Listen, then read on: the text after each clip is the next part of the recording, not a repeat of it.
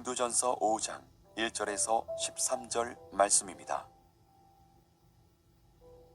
너희 중에 심지어 음행이 있다함을 들으니 그런 음행은 이방인 중에서도 없는 것이라. 누가 그 아버지의 아내를 취하였다 하는도다.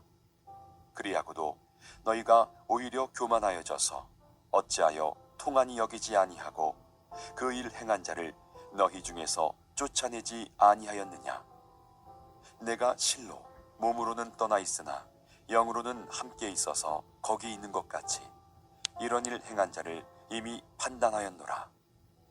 주 예수의 이름으로 너희가 내 영과 함께 모여서 우리 주 예수의 능력으로 이런 자를 사탄에게 내주었으니 이는 육신은 멸하고 영은 주 예수의 날에 구원을 받게 하려 함이라. 너희가 자랑하는 것이 옳지 아니하도다. 적은 누룩이 온 덩어리에 퍼지는 것을 알지 못하느냐. 너희는 누룩 없는 자인데 새 덩어리가 되기 위하여 묵은 누룩을 내버리라. 우리의 유월절 양 곧 그리스도께서 희생되셨느니라. 이러므로 우리가 명절을 지키되 묵은 누룩으로도 말고 악하고 악에 찬 누룩으로도 말고 누룩이 없이 오직 순전함과 진실함의 떡으로 하자. 내가 너희에게 쓴 편지에 음행하는 자들을 사귀지 말라 하였거니와 이 말은 이 세상에 음행하는 자들이나 탐하는 자들이나 속여 빼앗는 자들이나 우상 숭배하는 자들을 도무지 사귀지 말라 하는 것이 아니니 만일 그리하려면 너희가 세상 밖으로 나가야 할 것이라. 이제 내가 너희에게 쓴 것은 만일 어떤 형제라 일컫는 자가 음행하거나 탐욕을 부리거나 우상 숭배를 하거나 모욕하거나 술 취하거나 속여 빼앗거든 사귀지도 말고 그런 자와는 함께 먹지도 말라 함이라. 밖에 있는 사람들을 판단하는 것이야 내게 무슨 상관이 있으리요마는 교회 안에 있는 사람들이야 너희가 판단하지 아니하랴. 밖에 있는 사람들은 하나님이 심판하시려니와 이 악한 사람은 너희 중에서 내쫓으라.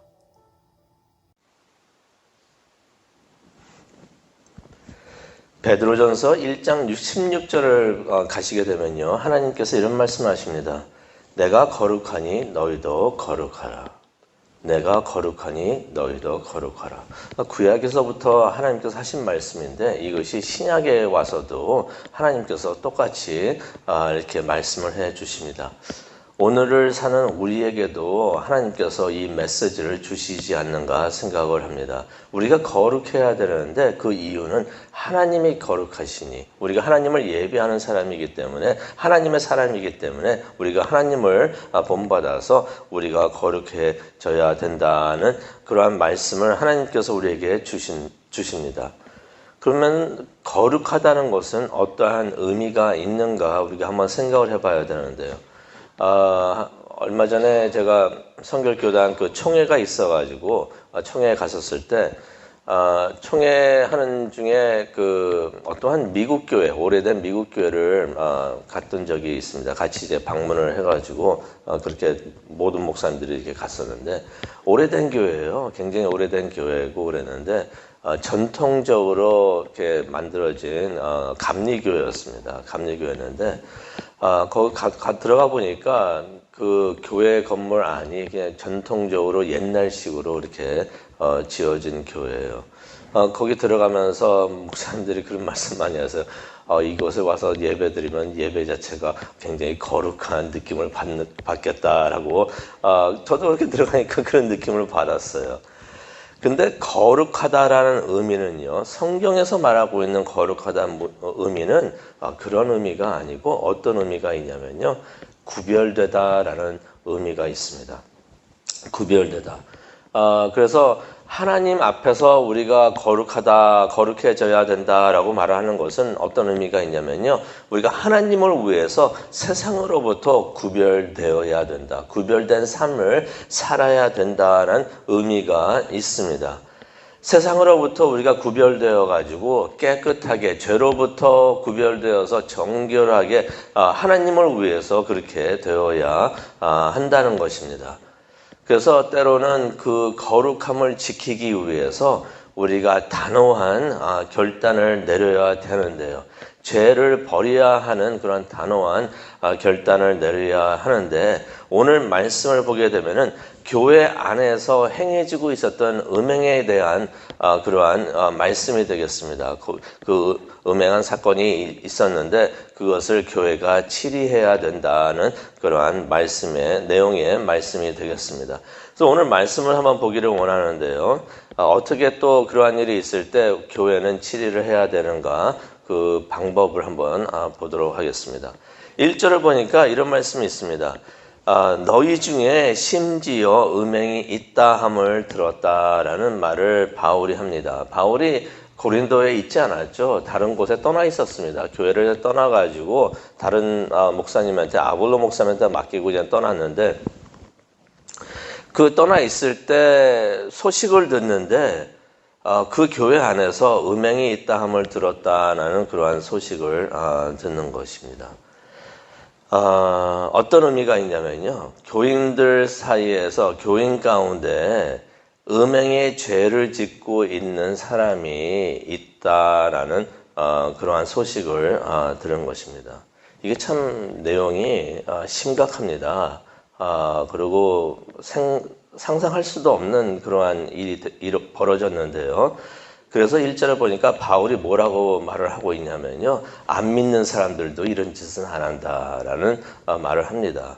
그런 일이 교회 안에서 이루어지고 있었던 것입니다. 도대체 무슨 일이었는가? 1절을 보게 되니까 한 남자가 아버지의 아내와 아버지의 아내를 취하였다라고 말을 하는데, 동거를 하고 있었다는 것입니다. 아버지의 아내.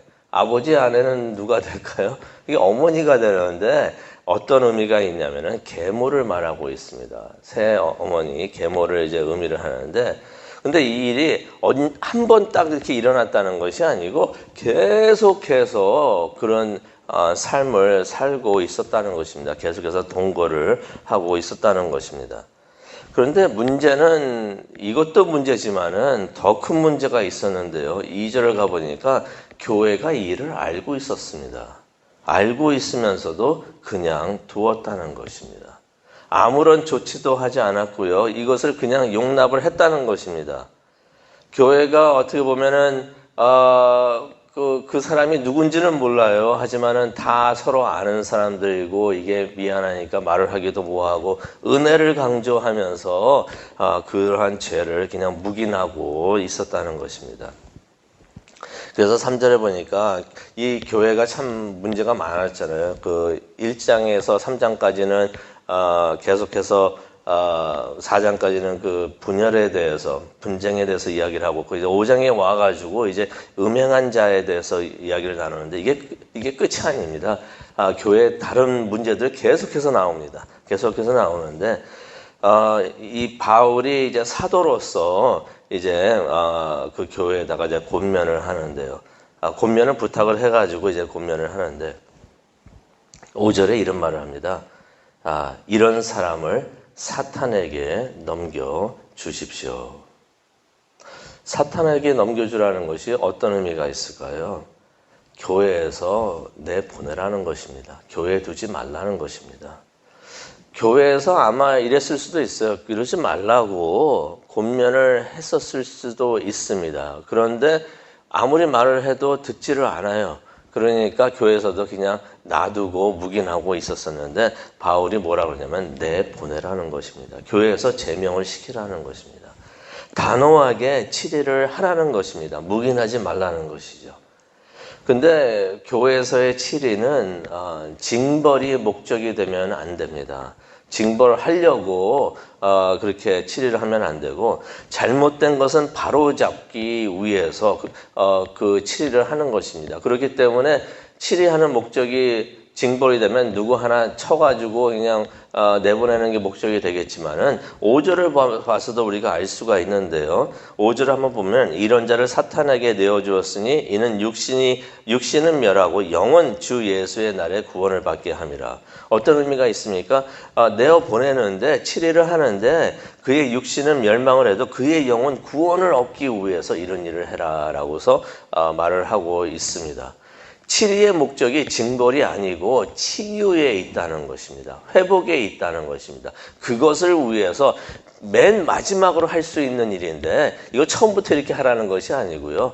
맨 마지막으로 이렇게 해도 저렇게 해도 말을 듣지 않으니까 그것을 음행하는 짓을 스탑을 하지 않으니까 맨 마지막으로 이렇게 해라라고서 말을 하고 있는 것입니다. 사탄에 넘겨줌으로 인해서 이 7일을 통해서 그 사람이 병을 얻을 수도 있겠지만은 이 일로 그가 깨닫고 회개를 한다면 영이 구원을 받을 수 있는 일이기 때문에 그 영의 구원을 위해서 그렇게 해라라고서 단호하게 결단을 내리고 그렇게 결정을 내려라라고 말을 하고 있는 것입니다.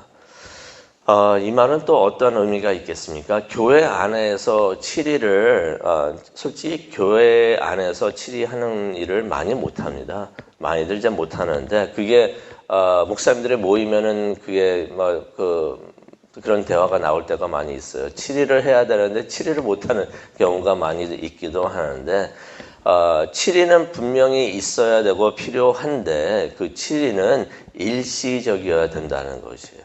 한번 이렇게 내보내가지고 완전히 그 사람 안 보고 그러는 것이 아니라 그 사람이 회개하고 돌아오면 다시 받아야죠. 그러하게 일시적이어야 된다는 것입니다. 그래서 7일을 하는 목적이 영구적이 아니라 회복을 위해서 회복이 되면 다시 또 용납하고 받아들이는 그러한 일이 있어야 된다는 것입니다. 영원한 징벌은 교회가 하는 것이 아니고요. 사람들이 하는 것이 아니고 주 예수의 날에 5절에 보니까 주 예수의 날에 이루어진다라고 말씀하시는데 영원한 징벌은 하나님이 하시는 것이고 하나님이 그 마지막 심판 때 하시는 것이다라고서 바울이 그렇게 암시를 합니다. 또 이러한 사람을 이렇게 어떻게 보면 굉장히 무서운 말이죠. 교회에서 내보내라 하는 것인데 이것은 왜 그렇게 하는가? 또 다른 목적이 있습니다. 교회의 순수성과 거룩함을 지키기 위해서 이런 일을 하라라고서 말을 합니다. 6절에 가니까 그렇게 해야만이 누룩과 같은 죄를 제거하게 된다라고 말을 합니다. 죄가 있는데 죄를 용납하게 놔두면은 이 죄가 계속 남아가지고 그냥 있는 것이 아닙니다. 암세포와 같이 죄는 누룩과 같이 여기 성경에 보면은 바울은 누룩이라고 표현을 하고 있는데 누룩과 같이 계속 퍼진다는 것이에요. 스탑을 못 시킨다는 것입니다. 그걸로 끝나는 것이 아니라 이것이 계속 퍼져가지고 나중에는 빵 덩어리를 전부 다 교회 전체를 전체의 죄가 퍼지게 그렇게 된다라고서 6절에 말을 하고 있습니다. 그렇겠죠. 교회에서 무슨 죄가 공정하게 이루어지고 있는데 교회에서 가만히 있습니다. 아무 말도 안 합니다. 그 믿음 좀 약한 사람들은 교회 안에서 있다가 보면서 이런 일은 그냥 해도 되는구나라고서 생각을 하게 된다는 것입니다.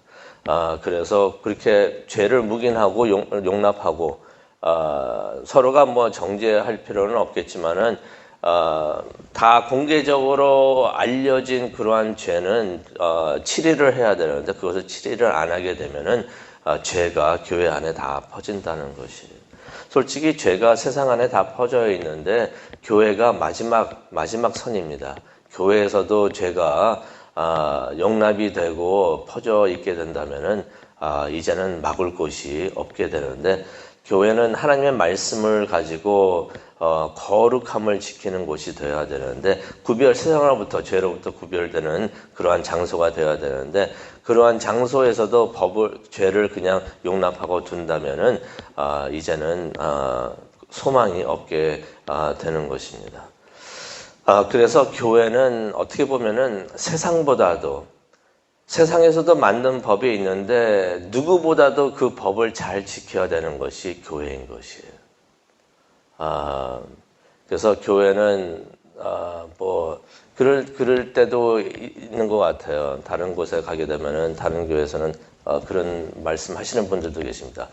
좋은 게 좋은 건데 그냥 넘어갑시다 하면서 그렇게 하는 것이 교회에서 많이 허용되는 것이 있는데, 그렇게 하다 보면은 죄가 죄같이 느껴지지 않게 되고 나중에는 이게 죄가 아닙니다 라고 하는 순간까지도 가게 된다는 것입니다.